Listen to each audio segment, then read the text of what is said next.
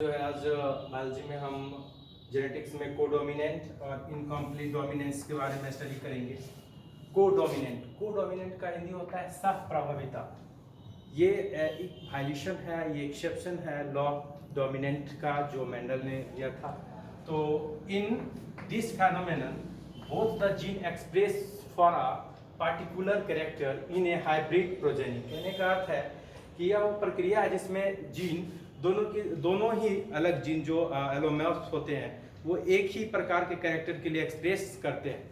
दोनों का अलग अलग एक्सप्रेशन नहीं होता, दोनों समान रूप से प्रभावी होते हैं।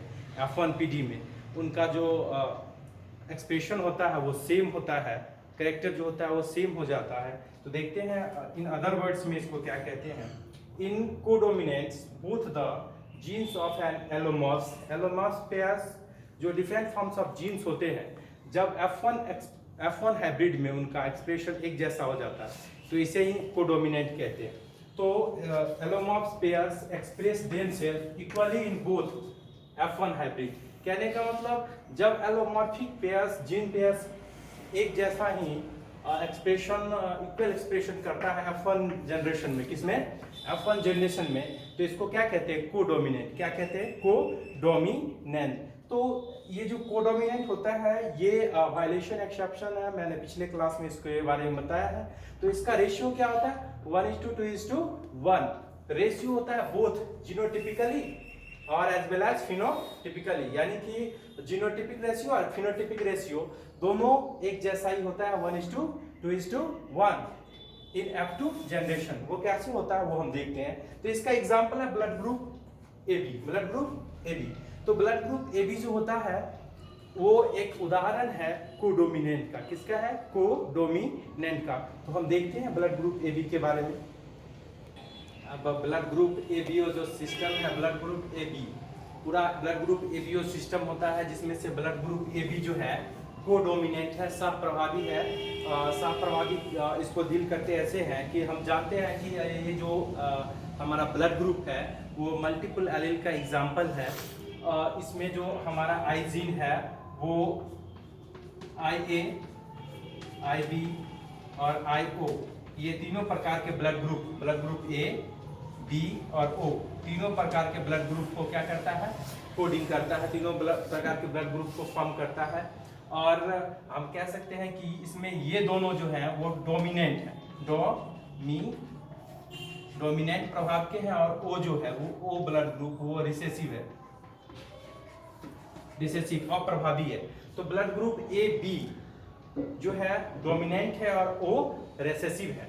तो यहाँ पे जो हमारा ब्लड, ये जो जीन I है जो रिप्रेजेंट करता है ब्लड ग्रुप, तो इसके अनुसार हमारे पास जो है 6 प्रकार के जीनोटाइप्स हो जाते हैं। वो इस प्रकार कि IA होता है तो इसको ब्लड ग्रुप A कह देते हैं। IB होता है तो इसको ब्लड ग्रुप B कह देते हैं। IA और IO जिसमें से A डोमिनेंट है और O रिसेसिव है, तो यहाँ पे ब्लड ग्रुप क्या हो जाता है? ब्लड ग्रुप A हो जाता है। चूंकि रिसेसिव है O का एक्सप्रेशन चलेगा नहीं, डोमिनेंट वाला A है तो डोमिनेंट का भी कैरेक्टर्स होगा, तो ब्लड ग्रुप A हो जाता है। इसी प्रकार IB और IO यदि होता है तो इसमें ब्लड ग्रुप हमारा क्या हो जाएगा? B हो जाता है। और ये IA और IB जब एक साथ होता है, यहाँ पे हमने A और B दोनों डोमिनेंट है, न इसका प्रभाव न इसका प्रभाव, एक दूसरे के ऊपर किसी का प्रभाव नहीं चलेगा।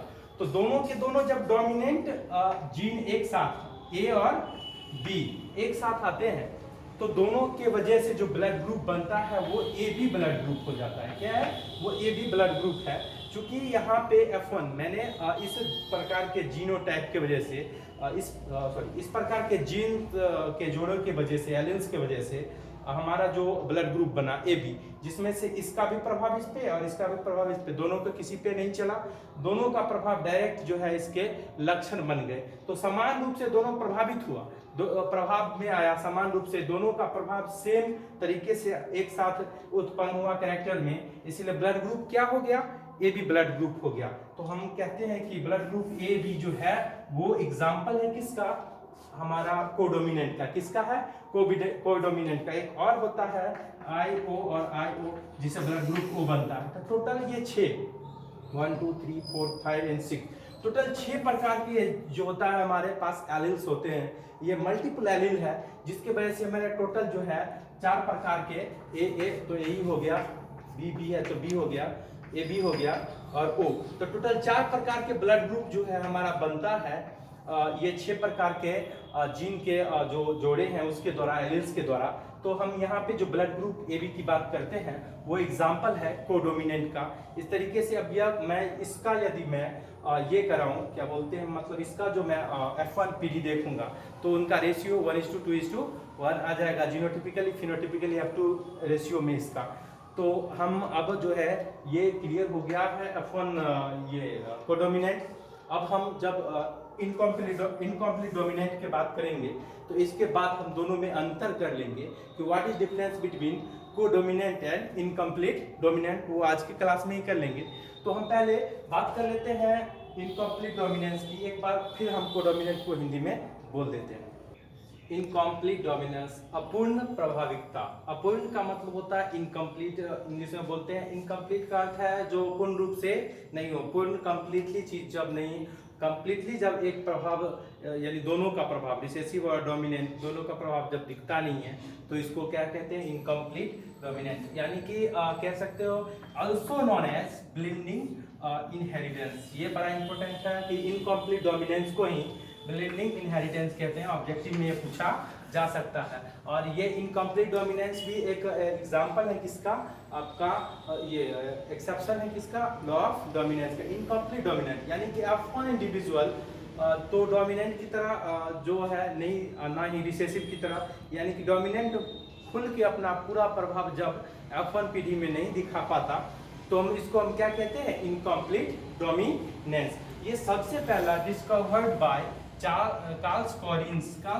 नामक वैज्ञानिक ने सबसे पहले इनकम्प्लीट डोमिनेंस का जो है बारे में बताया था। वो 1903 में 1903 में इन्होंने मिरावेलिस जलापा जो प्लांट्स है जिसको हम कह सकते हैं also known as 4 o'clock plant, 4 बजिया के नाम से इसको पौधे के नाम से जानते हैं, और इसे ग्लू इवेंस भी कहते हैं। तो 4 o'clock प्लांट्स और ग्लू इवेंस जिसको मिरावेलिस जलापा कहते हैं, उसी में सबसे पहला इनकम्प्लीट डोमिनेंस का खोज किया गया था कार्ल कॉलिन्स के द्वारा, जिसे हम ब्लेंडिंग इनहेरिटेंस भी कहते हैं।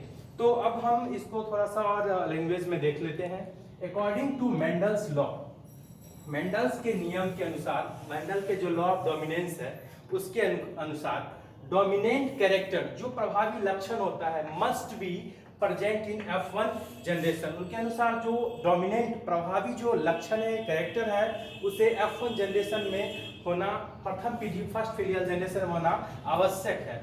But some organism F1 generation is differ from both the parents. कभी कभी ऐसा होता है कि F1 जनरेशन में, F1 पीढ़ी में जो संतान प्राप्त होते हैं वो बिल्कुल डोमिनेंट नहीं होते, पूर्ण रूप से डोमिनेंट नहीं होते, उनका वो अलग हो जाते हैं, रिसेसिव और डोमिनेंट दोनों से अलग प्रकार के हो जाते हैं। तो हम इसको हम क्या कहते हैं, इनकम्प्लीट डोमिनेंस। तो यहाँ पे वायलेशन हो गया लॉ ऑफ डोमिनेंट का, क्योंकि लॉ ऑफ डोमिनेंस ही कहता है कि F1 पीढ़ी में जो है डोमिनेंट कैरेक्टर का लक्षण पूर्ण रूप से दिखाई देगा, लेकिन कभी कभी कुछ जीवों में, कुछ ऑर्गेनिज्म में F1 पीढ़ी में क्या होता है कि जो कैरेक्टर्स आते हैं वो डिफरेंट हो जाते हैं दोनों पेरेंट से। ना तो वो डोमिनेंट कैरेक्टर वाला ही हो पाता है, ना ही वो रिसेसिव कैरेक्टर वाला हो पाता है।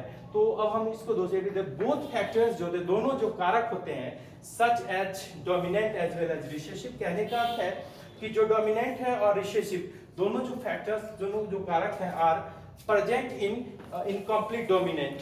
ये दोनों ही यानी कि डोमिनेंट कैरेक्टर और रिसेसिव कैरेक्टर दोनों ही जो है इनकम्प्लीट डोमिनेंस में क्या होते हैं, उपस्थित होते हैं। But dominant factors are unable to express their character, जिसमें क्या है, डोमिनेंट फैक्टर जो होता है, प्रभावी जो कारक है, वो अपना पूर्ण प्रभाव को दिखाने में सक्षम नहीं हो पाते हैं कंप्लीटली, है ना। तो रिजल्टिंग इसके क्या होता है, इसके कारण क्या होता है, resulting different types of generation, different types of generation is formed which is different for both parents. जो हमारा जो नया संतान उत्पन्न होता है वो डिफरेंट हो जाता है दोनों ही पेरेंट से। तो कहने का अर्थ है कि ये जो है हमारा इनकम्प्लीट डोमिनेंसी, और वो एक एक्सेप्शन है, वो अपवाद है लॉ ऑफ डोमिनेंसी का जो मेंडल जी ने दिया था। तो कंसेप्ट ये रहा कि इनकम्प्लीट डोमिनेंस का जहाँ से क्वेश्चन आना है, तो इनका इनकम्प्लीट डोमिनेंस का नाम क्या है, तो ब्लेंडिंग इनहेरिटेंस। दूसरा, इसका डिस्कवरी कब हुआ और किसने किया, वो सबसे पहले किस में डिस्कवर हुआ, मिरावेलिस जलापा, जिसको फोरोक्ला प्लांट कहते हैं, चरवजिया पुष्प, और ग्लीवेंस भी है इसी का नाम। अब एग्जाम्पल, उदाहरण, और इसके एक बात और भी है कि जो ये हमारा इनकम्प्लीट डोमिनेंस है, इसके बारे में थोड़ा शॉर्ट इंफॉर्मेशन कि इसके एग्जाम्पल क्या है और इसके जीनोटिपिक और फिनोटिपिक रेशियो क्या है, तो वो अभी हम एक्सप्रेस करके इसको एक्सप्लेनेशन करते हैं। इनकम्प्लीट डोमिनेंट में अब जो है इसका एग्जाम्पल देख लेते हैं। Neither of alleles is dominant. इसमें क्या होता है इनकम्प्लीट डोमिनेंट में, कोई भी, नाइदर, कोई भी, ना तो रिसेसिव ना ही dominant, neither recessive nor dominant और एक्सप्रेस इट्स फुल एक्सप्रेशन। कहने का मतलब पूरा एक्सप्रेशन जो एलील्स का होता है, ना तो डोमिनेंट का पूर्ण एक्सप्रेशन दिखता नहीं है, तो प्रभावी एलील पूर्ण रूप से अपने आप को प्रदर्शित F1 जनरेशन में नहीं कर पाता। इसका जो जीनोटिपिक रेशियो और फिनोटिपिक रेशियो दोनों कितना हो जाता है, 1:2:1। वो कैसे होता है, वो यहाँ हम देखते हैं। हम एग्जाम्पल लेते हैं मिरावेलिस जलापा के जो पत्ती है, लीव्स है, उसका लीफ शेप इन मिरावेलिस जलापा। मिरावेलिस जलापा जो फोरोक्ला प्लांट, जिसको ग्लीवेंस कहते हैं, जिसका खोज कार्ल स्क्वारिस ने किया था, उसका पौधे का पत्ती लेते हैं। एक होता है वाइट लीफ, चौड़ा पत्ती, और दूसरा होता है नैरो लीफ, इसको प्योर नैरो कहिए, और इसको स्मॉल डब्ल्यू से सूचित करते हैं। ये जो जीन के जोड़े हैं, एलील्स हैं, स्मॉल डब्ल्यू, इसके नैरो लीफ को प्रदर्शित करता है लक्षण को, और जो कैपिटल डब्ल्यू प्योर वाइट को दिखाता है। जब हम प्योर वाइट वाले पौधे के पत्ती वाले पौधे को और नैरो लीफ वाले पत्ती वाले पौधे को, दोनों को आपस में क्रॉस कराते हैं, तो अब जो हमारा प्रथम पीढ़ी मिलता है, प्रथम पीढ़ी F1 जनरेशन जो हमको मिलता है, उसमें ना तो पूर्ण रूप से वो चौड़ा ही होता है, ना पूर्ण रूप से वो नैरो ही होता है, वो बीच वाला आ जाता है। यानी कि ना तो पूरा वाइड, ना ही पूरा नैरो। वो कैपिटल डब्ल्यू और स्मॉल डब्ल्यू एक साथ आता है, वो इम्प्योर वाइट लीफ कहलाता है। इंटरमीडिएट रिजल्ट आ जाता है। तो F1 में इसको डोमिनेंट वाला होना चाहिए, लेकिन यहाँ पर क्या आ जाता है, इंटरमीडिएट, बीच वाला आ जाता है, ना तो नैरो ना वाइड।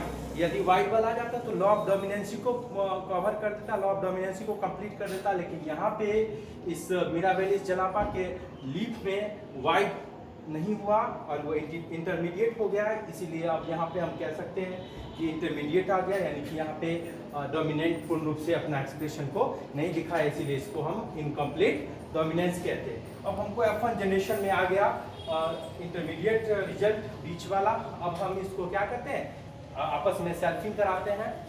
तो आपस में इसको हम सेल्फिंग कराएंगे तो देखते हैं क्या होता है। तो F2 प्राप्त हो जाएगा हमको। तो W यानी कि दोनों हेट्रोजाइगस है, हेट्रोजाइगस को निकालने का n², तो हमको मिल जाएगा n² तो 2 है, तो 2 स्क्वायर 4 होगा, यानी कि इसमें 4 कोष्ठक बनेंगे इस प्रकार से। इस प्रकार से अब हम क्या करते हैं, इसका क्रॉसिंग कराते हैं। तो W और स्मॉल w, यहाँ पे कैपिटल W, स्मॉल w, यहाँ पे स्मॉल w। तो यहाँ पर हमने देखा है ये प्योर वाइड हो गया और ये प्योर नैरो हो गया, और ये दोनों जो बचे, ये वाला ये दोनों इंटरमीडिएट हो गया। यानी कि हमने कहा क्या देखा, ऐसा वाला, यानी कि प्योर डोमिनेंट एक है, और ऐसा इम्प्योर इंटरमीडिएट बोलते हैं। इसको क्या बोलते हैं, इम्प्योर वाइट क्या बोलते हैं, इम्प्योर, जिसको इंटरमीडिएट, ये इंटरमीडिएट है, और ये इसकी संख्या क्या है, 2 है, इसकी संख्या 1, और ये लास्ट में कितनी है, ये W स्मॉल w, ये है नैरो, प्योर नैरो। क्या है ये, प्योर नैरो की संख्या 1। तो अब मैं देखा हूं कि हमारा जो रेशियो है F1, और ये कौन सा पीडी है, F2 जनरेशन। क्या हो गया, F2 जनरेशन, क्योंकि F1 जनरेशन को हम आपस में क्रॉस कराते हैं तो F2 जनरेशन प्राप्त होता है। तो जब हम F1 को आपस में सेल्फिंग कराए तो हमारा जो रेशियो है वो 1:2:1, इसीलिए हमने यहाँ पे लिखा है। और वो जेनेटिकली, यहाँ पे इसका जेनेटिकली और इसका जो है जीनोटाइपिकली और फिनोटाइपिकली दोनों जो रेशियो है वो सेम ही आएगा, क्योंकि इस जीन की वजह से पत्ता चौड़ाई हो जाएगा यानी कि वाइड हो जाएगा, और इसके दोनों की वजह से इंटरमीडिएट आएगा, वो चेंज नहीं होने वाला। और इसके वजह से पत्ता ये जो इसका वाइड, इसका जो लीफ है वो नैरो ही रह जाएगा। तो इस दोनों तरीके से इसका जो रेशियो आना है, और वो जीनोटाइपिकली और फिनोटाइपिकली वो कंफर्म है कि 1:2:1 आएगा। तो इस प्रकार से हम चेक कर सकते हैं और पता कर सकते हैं। और भी एग्जांपल्स हैं इनके, सिकल सेल एनीमिया, तो ये सब चीज़ हम देख सकते हैं, वह सब कोडोमिनेंट के अंतर में था। इनकम्प्लीट डोमिनेंट अभी क्लियर हो गया। तो अब एक छोटा सा टॉपिक बनता है, what is difference between complete dominant और इनकम्प्लीट डोमिनेंट। छोटा है टॉपिक, 1 मिनट में हम इसको कर सकते हैं। Thank you. अब जो है एक छोटा सा टॉपिक डील कर लेते हैं, difference between incomplete dominant and को डोमिनेंट। इनकम्प्लीट डोमिनेंट और को डोमिनेंट में जो है अंतर हम क्या कर लेते हैं, स्पष्ट कर लेते हैं। तो इनकम्प्लीट डोमिनेंस और इधर है जो है को डोमिनेंस, दोनों के बारे में लिखते हैं। सबसे पहला जो इसमें डिफरेंस है, effects of one of the two alleles is more conspicuous. कहने का अर्थ है इसका जो इफेक्ट्स है, इसके जो एलील्स के, दोनों एलील्स के जो इफेक्ट्स है और अत्यधिक सुस्पष्ट है, वो प्रदर्शित होता है, उसके स्पष्ट को देख पाते हैं हम, क्लियरली उसको हम चेक करके जान पाते हैं कि यहाँ से ये स्पष्ट है, कंस्पिक्यूअस है। अब नेक्स्ट है इधर जो है इसका को, इसके बदले जो इसका जो इससे लाइन से जो अंतर है वो ये है, the effects of the both alleles is equal conspicuous. मतलब क्या, इसके जो दोनों एलील्स के जो प्रभाव है वो बराबर एकदम इक्वल होते हैं, दोनों एलील्स के इक्वली कंस्पिक्यूअस, यानी कि इक्वली समान रूप से सुस्पष्ट है। लेकिन यहाँ पे ज्यादा सुस्पष्ट है उसके तुलना में। यहाँ पे देखते हैं, it produce a fine mixture of the expressions of the two alleles. यहाँ पे इनकम्प्लीट डोमिनेंस में एलील्स के यानी कि जीन के जो दोनों जीन के जो जोड़े होते हैं उनके बीच जो फाइन मिक्सचर्स होता है, जो पूर्ण रूप से जो उसकी जो मिश्रण है वो प्रोड्यूस होता है, उसका प्रभाव हमको दिखता है, ये प्रोड्यूस करता है। बदले में यहाँ पे कोडोमिनेंट में क्या होता है, there is no mixing of the effect of the two alleles. यहाँ पे दोनों एलील्स के जो इफेक्ट है आपस में मिक्सिंग नहीं होते, यहाँ पे उनका इफेक्ट आपस में पूर्ण रूप से क्या हो जाता है, मिक्स हो जाता है। तो यहाँ पे दोनों जीन के प्रभाव मिक्स हो जाते हैं इनकम्प्लीट डोमिनेंस में, जबकि कोडोमिनेंट में दोनों जीन के जो प्रभाव हैं वो आपस में मिक्स नहीं होते।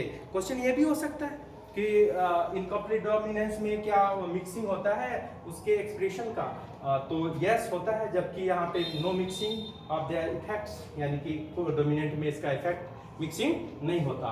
अब लास्टली देखते हैं, the effects in hybrid is intermediate. इसके जो इफेक्ट्स होते हैं हाइब्रिड में वो इंटरमीडिएट, बीच वाला आ जाता है, अर्थात डोमिनेंट भी नहीं रिसेसिव भी नहीं, दोनों के बीच वाला आ जाता है। The expressions of the two alleles, दोनों एलील्स के एक्सप्रेशन के इंटरमीडिएट जो होता है इसका इफेक्ट आ जाता है। और यहाँ पे बदले में अब इस इनकम्प्लीट डोमिनेंस में इंटरमीडिएट प्रोडक्ट आता है, और जबकि कोडोमिनेंस में इसका जो है both the alleles produce their effects. इसमें दोनों एलील्स अपना अपना प्रभाव व्यक्त करते हैं, दोनों एलील्स को, डोमिनेंट एलील और रिसेसिव, दोनों अपना अपना प्रभाव दिखाते हैं और इंडिपेंडेंटली स्वतंत्र रूप से एक दूसरे के साथ होते हैं। जैसे कि ब्लड ग्रुप IA और IB जब एक साथ होते हैं तो ब्लड ग्रुप क्या बना देते हैं, AB ब्लड ग्रुप का फॉर्म करते हैं, जिसमें A और B दोनों स्वतंत्र रूप से एक साथ रहते हैं, समान रूप से प्रभावी होते हैं, अपने अपने अपने प्रभाव के साथ एक साथ उपस्थित होते हैं। तो और हेमोग्लोबिन, ये सिकल सेल एनीमिया भी इसके एग्जाम्पल है। जबकि उदाहरण के रूप में ये देख सकते हैं, जबकि इसका एग्जाम्पल जो है वो अभी मीराबेली जलाफा 4 o'clock प्लांट के जो हमने पत्ती और उसके जो शेप ऑफ लीफ देख रहे थे, वो एग्जाम्पल था किसका, इनकम्प्लीट डोमिनेंस के। ये तो अंतर था। समानता ये है कि दोनों के जो जीनोटिपिक रेशियो है और फिनोटिपिक रेशियो है, इनकम्प्लीट डोमिनेंट और ये को डोमिनेंट, यानी कि अपूर्ण प्रभाविता और यहाँ सह प्रभाविता, दोनों का जो फिनोटिपिक और जीनोटिपिक रेशियो है वो है 1:2:1। तो इस प्रकार ये दोनों के अंतर और दोनों के बारे में टोटल डिटेल इस लेक्चर में खत्म होता है। मिलते हैं नेक्स्ट क्लास में। Thank you.